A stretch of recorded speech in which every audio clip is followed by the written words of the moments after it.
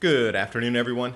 I wanted to thank David Knight and the crew at InfoWars for having me on the interview to discuss my new book, Climate Revolution. The full show you can view yourself, August 29, 2019. We talked about climate revolution, how to prepare, adapt, and thrive for the coming changes in the grand solar minimum. That link's in the description box below. More news headlines: global heating, ancient plants set to reproduce in the UK after 60 million years, and you're to blame because of climate change. Although it was warmer from 900 AD to 1300 AD, if it's all about the heat, well, maybe it's about a magnetic pole shift and the plants are responding. Because the experts tell us when it's warmer, that plant can reproduce. Oh, it was at least 2.5 to 3 degrees warmer in the last interglacial 130,000 years ago. And I'm wondering what kind of societies they had back then, too, what kind of cities they lived in. And the deforestation of the Brazilian Amazon, way more happening in 1995 and 2004 and 5 than now.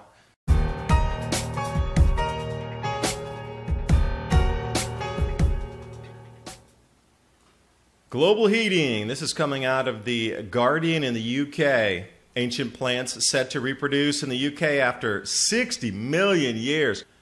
My first question was, how did these plants stay alive for 60 million years by themselves in the Isle of Wight? But then when you ask that simple question, they say, oh, no. We mean that there were male and female cones for the first time on record. Okay, the first time on record for our modern society in 60 million years is a big jump. And I love how they say the exotic plant has produced male and female cones outdoors in Britain for the first time, what is believed, in 60 million years. Well, I'm sorry, people weren't even categorizing this 5,000 years ago. And of course, they had to put it there. It's a strong indicator of climate change, says Chris Kidd, the curator of the Ventor Botanic Gardens. Chris, you need to look back at the last interglacial, my friend. Or we could even look back in the medieval warming period, 900 AD to 1300 AD. I don't know how many botanists were categorizing if there were male and female cones at 900 AD. Perhaps it happened then as well. We just don't know. Link to this report's in the description box as well. And then when we come and take a look at medieval warm period plant growth, vineyards in France and Germany, presently grown areas can be grown up to about 560 meters in height, a little over 1,500 feet. But look at that, 1100 AD to 1300 AD, the vineyards could be extended all the way up to 780 meters, much higher, to about 2,300 feet in elevation, implying temperatures were warmer by about 1 to 1.4 C.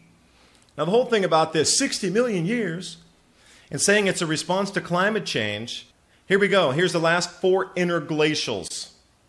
And if we drop back in time to the yellow, which was our previous interglacial at 131,000 years prior, it looks like that was at least 2 to 3 degrees Celsius warmer than today. So if these plants are truly responding to climate change, they for sure would have had male and female cones back then.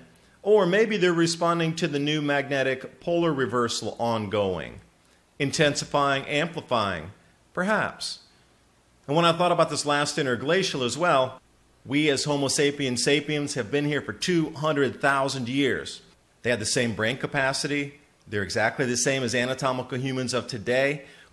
So you think those people living 130,000 years ago with our same thinking capability and organizational skills just sat there for 10,000 years and did nothing?